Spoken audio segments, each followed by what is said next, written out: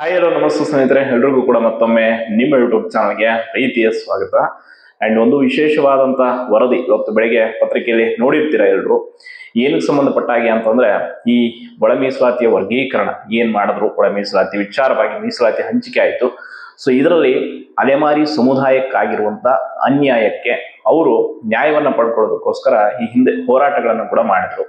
ಹೋರಾಟ ಮಾಡುವಾಗ ಪ್ರತಿ ಬಾರಿ ಅವರು ಸರ್ಕಾರಕ್ಕೆ ನೀಡಿದಂತ ಎಚ್ಚರಿಕೆ ಏನು ಅಂತಂದ್ರೆ, ನೀವು ನ್ಯಾಯಯುತವಾಗಿ ನಮಗೆ ಸಿಗಬೇಕಾದಂತ ಏನಿದೆ ಹಕ್ಕು 1% ಮೀಸಲಾತಿಯನ್ನ ನೀವು ಕೊಡಿ, ಇಲ್ಲದೆ ಹೊರತು ನಾವು ಹೋರಾಟವನ್ನ ಮಾಡ್ತೀವಿ, ಇಲ್ಲ ಕಾನೂನು ಸಂಘರ್ಷ ಕೂಡ ಮಾಡ್ತೀವಿ ಅಂತ ಹೇಳಿದ್ರು. ನೋಡಿ, ಸರ್ಕಾರ ಇದನ್ನ ಸೀರಿಯಸ್ ಆಗಿ ಪರಿಗಣಿಸಿದ್ರೆ ಅವತ್ತೇ ಮೀಟಿಂಗ್ ಮಾಡಿದಾಗ ಹಲವಾರು ಬಾರಿ ಮೀಟಿಂಗ್ ಕೂಡ ಮಾಡಲಾಯಿತು ಒಳ ಮೀಸಲಾತಿ ವಿಚಾರವಾಗಿ ಅಲೆಮಾರಿ ಸಮುದಾಯದವರ ಜೊತೆಗೆ. ಬಟ್ ಯಾವತ್ತೂ ಕೂಡ ಸರ್ಕಾರ ಅದನ್ನು ಸೀರಿಯಸ್ ಆಗಿ ತೆಗೆದುಕೊಳ್ಳಲೇ ಇಲ್ಲ. ಇವನ್ ದೆಹಲಿಯಲ್ಲೂ ಕೂಡ ಹೋರಾಟ ಮಾಡಿದ್ರು, ಇತ್ತೀಚೆಗೆ ಹೋರಾಟ ಅಂತ್ಯ ಕಾಣ್ತು. ಓಕೆ, ಹೈಕಮಾಂಡ್ ಅಲ್ಲಿ ಕಾಂಗ್ರೆಸ್ ಹೈಕಮಾಂಡ್ ಮೂಲಕ ನಾವು ನಿಮ್ಗೆ ನ್ಯಾಯ ಕೊಡಿಸ್ತೀವಿ ಅನ್ನೋ ಒಂದು ಭರವಸೆ ಮೂಡ್ತು. ಬಟ್ ಈಗ ಇವನ್ ಕೋರ್ಟ್ ಅಲ್ಲೂ ಕೂಡ ಹಿಯರಿಂಗ್ ಅವರು ಕೇಸ್ ಹಾಕೊಂಡಿದ್ರು. ಸೊ ಅದರ ಹಿಯರಿಂಗ್ ಅಲ್ಲಿ ಆಗಿರುವಂತದ್ದು ಏನು ಅಂತಂದ್ರೆ, ಈಗ ಕೋರ್ಟ್ ಹೇಳಿದೆ, ಈಗ ನ್ಯಾಯಯುತವಾಗಿ ಏನು ಇವರಿಗೆ ಸಿಗಬೇಕಾಗಿದ್ದಂಥದ್ದು ಸಿಕ್ಕಿಲ್ಲ, ಆದ ಕಾರಣ ಅಂದ್ರೆ ಅವರ ಒಂದು ಮೀಸಲಾತಿ ಸಿಕ್ಕಿಲ್ಲ, ಹಾಗಾಗಿ ನೀವು ನೇಮಕಾತಿಗಳನ್ನ ಮಾಡಿ ಪರವಾಗಿಲ್ಲ, ನೇಮಕಾತಿ ಅಂತಿಮ ಆದೇಶವನ್ನ ಕೋರ್ಟಲ್ಲಿ ಈ ಪ್ರಕರಣ ಬಗೆಹರುವವರೆಗೂ ಮಾಡೋ ಹಾಗಿಲ್ಲ ಅಂತ ಹೇಳಿದ್ದಾರೆ. ನೋಡಿ, ಸರ್ಕಾರಕ್ಕೆ ಸರಿಯಾಗಿ ನೇಮಕಾತಿಗಳನ್ನ ಮಾಡುವಂತ ಇಚ್ಛಾಶಕ್ತಿ ಇದ್ದಿದ್ರೆ ಈ ಎಲ್ಲ ಗೊಂದಲಗಳನ್ನ ಕೂಡ ಬಗೆಹರಿಸ್ಕೊಂಡು ಅವ್ರು ಮುಂದುವರಿತಾ ಇದ್ರು. ಅಂಡ್ ವಿಶೇಷವಾಗಿ ಇನ್ನೊಂದು ಹೇಳ್ತೀನಿ, ಈ 56% ರಿಸರ್ವೇಶನ್ ಕೇಸ್ ಕೂಡ ಹಂಗೆ ಇದೆ. ಅಲ್ಲೂ ಕೂಡ ಸರ್ಕಾರ ಎಡುತ್ತಾ ಇದೆ.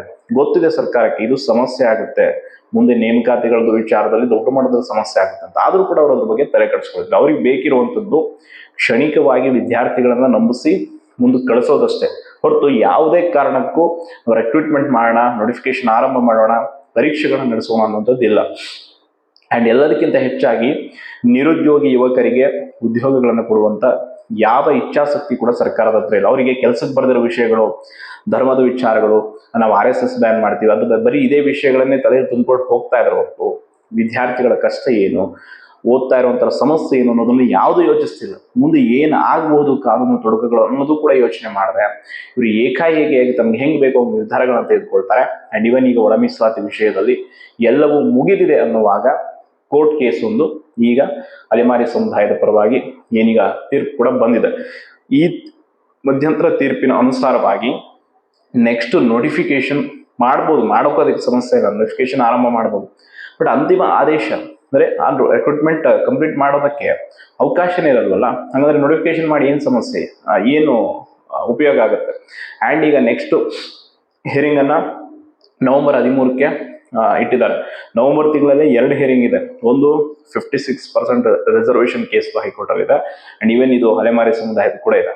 ಅವು ಇನ್ನು ಏನ್ ತಿರುವನ್ನ ಪಡ್ಕೊಳ್ತವೆ ಅಂತ ಹೇಳೋದಕ್ಕಾಗಲ್ಲ. ಇಂಥ ಪರಿಸ್ಥಿತಿಯಲ್ಲಿ ಸರ್ಕಾರ ಒಂದಿಷ್ಟು ಕೂಡ ಸ್ಪಷ್ಟವಾಗಿ ಯೋಚನೆ ಮಾಡದೆ, ಸ್ಪಷ್ಟವಾಗಿ ನಿರ್ಧಾರಗಳನ್ನು ತೆಗೆದುಕೊಳ್ಳದೆ ಏಕಾಏಕಿ ಮುಂದುವರಿತಾ ಇರೋದು ಎಷ್ಟರ ಮಟ್ಟಿಗೆ ಬಂಡತನದ ಪರಮಾವಧಿ ಅಂತಂದ್ರೆ, ಈ ಹಿಂದೆ ಹಲವಾರು ಬಾರಿ ನಾನು ಕೂಡ ವಿಡಿಯೋ ಮಾಡಿದಾಗ ಹೇಳ್ತಾ ಇದ್ದೆ, 56% ರಿಸರ್ವೇಶನ್ ಕೇಸ್ ಕಂಪ್ಲೀಟ್ಲಿ ಇದು ಅಂದ್ರೆ ಸರ್ಕಾರ ಮಾಡ್ತಾ ಇರುವಂತದ್ದು ಕಾನೂನುಬದ್ಧ ಇಲ್ಲ.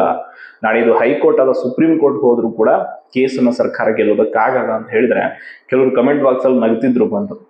ಅವ್ರಿಗೆಲ್ಲ ಈಗ ಅರ್ಥ ಆಗ್ತದೆ ಅನ್ಕೊಳ್ತೀನಿ ಸ್ಲೋ ಆಗಿ. ಪ್ರತಿಯೊಂದಕ್ಕೂ ಕೂಡ ಸಮಸ್ಯೆಗಳು ಇದ್ದೇ ಇರುತ್ತೆ. ಅದನ್ನ ಯಾವಾಗ ನಾವು ಬಿಫೋರ್ ಆಗಿ ಅದೇನೋ ಹೇಳ್ತಾರಲ್ಲ, ಸಮಸ್ಯೆ ಆಗೋದಕ್ಕಿಂತ ಮುಂಚೆನೆ ನಾವು ಪರಿಹಾರ ಮಾಡ್ಕೊಳ್ಳೋದು ಬೆಟರ್ ಅಂತ, ಹಂಗೆ ಇಲ್ಲಿ ಮುಂಚೆನೆ ಸರ್ಕಾರ ಅದನ್ನ ಸರಿಯಾದ ರೀತಿಯಲ್ಲಿ ನಿರ್ಧಾರವನ್ನು ತೆಗೆದುಕೊಳ್ಬೇಕಾಗಿತ್ತು. ಏನು ಅಂತಂದ್ರೆ, ಅಟ್ಲೀಸ್ಟ್ ಇವರು ನಾಳೆ ಕೋರ್ಟ್ ಹೋದ್ರೆ ಮತ್ತೆ ಸಮಸ್ಯೆ ತಪ್ಪಿದ್ದಲ್ಲ.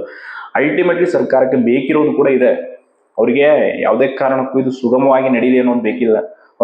ಅವ್ರಿಗೆ ಕಂಪ್ಲೀಟ್ ಆಗಿ ಗೊತ್ತಿದೆ, ನಮ್ಮ ಹತ್ರ ನೇಮಕಾತಿ ಮಾಡೋದಕ್ಕೆ ಆರ್ಥಿಕವಾಗಿ ನಾವು ಸಬಲರಿಲ್ಲ, ಇರೋ ಹಣಗಳನ್ನೆಲ್ಲ ಗ್ಯಾರಂಟಿ ಯೋಜನೆಗಳಿಗೆ ಹಾಕಿ ಕುಂತಿದ್ದೀವಿ. ಸರ್ಕಾರಕ್ಕೆ ಎಂತ ಪರಿಸ್ಥಿತಿ ಉಂಟಾಗಿದೆ ಅಂತಂದ್ರೆ, ಸರಿಯಾಗಿ ಯುವ ನಿಧಿ, ಗೃಹಲಕ್ಷ್ಮಿ ಹಣಗಳನ್ನ ಕೊಟ್ಟಿರುವಂತ ಗ್ಯಾರಂಟಿ ಯೋಜನೆ ಭರವಸೆಗಳನ್ನು ಕೂಡ ಈಡೇರಿಸ್ಕೊಡೋದಕ್ಕಾಗ್ತಾ ಇಲ್ಲ.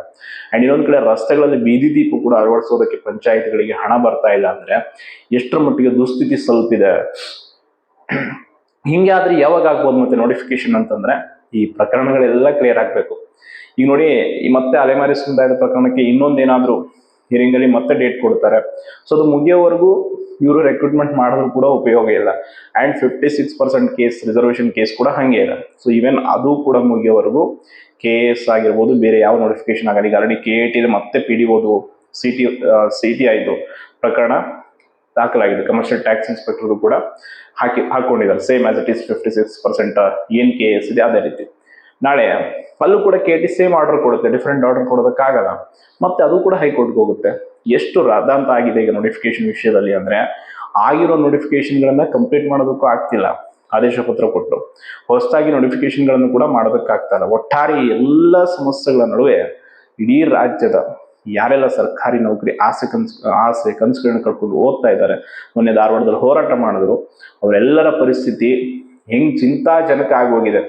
ಆಲ್ಮೋಸ್ಟ್ ಯಾರು ಕೂಡ ಆಸ್ಪಿರೆಂಟ್ಸ್ಗಳು ಈಗ ಬೆಂಗಳೂರು, ಧಾರವಾಡ, ವಿಜಯಪುರದಲ್ಲಿ ಇಲ್ವೇ ಇಲ್ಲ. ಎಲ್ಲರೂ ಎಷ್ಟು ದಿನ ಅಂತ ವೇಟ್ ಮಾಡ್ತಾರೆ ಪರೀಕ್ಷೆಗಾದ್ರು. ಈಗಾಗಲೇ 1 year ಒಳ ಮೀಸಲಾತಿಗಾಗಿ ಕಾದಿದ್ದಾಯ್ತು. ಅಗೇನ್ ಈಗ ಮತ್ತೆ ಕೋರ್ಟ್ ಕೇಸ್ಗಳು ಅಂತಂದ್ರೆ ಇನ್ನು ಎಷ್ಟು ವರ್ಷ ಅಂತ ಅವರು ನೋಟಿಫಿಕೇಶನ್ಗಳ ಕಡೆ ನೋಡ್ಕೊಂಡು ಕೂತ್ಕೋತಾರೆ. ಹೋರಾಟ ಮಾಡಿದ್ದಾಯ್ತು, ಸರ್ಕಾರಕ್ಕೆ ಎಚ್ಚರಿಕೆ ಕೊಟ್ಟಿದ್ದಾಯ್ತು, ರಾಷ್ಟ್ರ ಮಟ್ಟದಲ್ಲಿ ಸುದ್ದಿ ಆಯ್ತು, ಇನ್ನೇನೇನ್ ಮಾಡಬೇಕು ಎಲ್ಲವನ್ನು ಕೂಡ ವಿದ್ಯಾರ್ಥಿಗಳು ಪ್ರಾಮಾಣಿಕವಾಗಿ ಮಾಡಿದ್ದಾರೆ. ಇದನ್ನು ಹೊರತುಪಡಿಸಿ ಕೂಡ ಇನ್ನೇನು ಕಾನೂನು ಕೈಗೆತ್ಕೊಳ್ಳೋದು ಒಂದು ಉಳಿದಿದೆ. ಅದನ್ನು ಮಾಡೋದಕ್ಕಾಗಲ್ಲ ಅಂತಾನೆ ವಿದ್ಯಾರ್ಥಿಗಳು ಸುಮ್ಮನೆ ಇರೋದು. ಯಾಕಂದ್ರೆ ಮುಂದೆ ಭವಿಷ್ಯ ಇದೆ ಅಂತ. ಅದನ್ನೂ ಕೂಡ ಸರ್ಕಾರ ನೆಕ್ಕಿಸ್ತಾ ಇಲ್ಲ ಅಂತಂದ್ರೆ ಎಂಥ ಪರಿಸ್ಥಿತಿ. ಅಟ್ಲೀಸ್ಟ್ ಈ ಸಮಸ್ಯೆ ಉಲ್ಬಣ ಆಗಬಾರ್ದಿತ್ತು ಅಂದ್ರೆ ಸರ್ಕಾರ ಈ ಹಿಂದೆನೆ ಅಲೆಮಾರಿ ಸಮುದಾಯದವರ ಹೋರಾಟಕ್ಕೆ ಮಾಡೋದು, ಅಟ್ಲೀಸ್ಟ್ ಅವರಿಗೆ ಕೊಡಬೇಕಾದಂಥದ್ದು ಕೊಟ್ಟಿದ್ರೆ. ಸ್ವತಃ ಇದು ನಾಗಮೋಹನ್ ದಾಸ್ ಅವ್ರಿಗೂ ಕೂಡ ಗೊತ್ತಿತ್ತು ನಾಳೆ ಸಮಸ್ಯೆ ಆಗುತ್ತೆ ಅವರಿಗೆ, ಇದನ್ನ ನಾವು ಸರ್ಕಾರದ ಮುಂದೆ ಸಮಾಲೋಚಿಸಬೇಕು ಅಂತ ತುಂಬಾ ಬಾರಿ ಪ್ರಯತ್ನ ಪಟ್ಟಿದ್ದಾರೆ.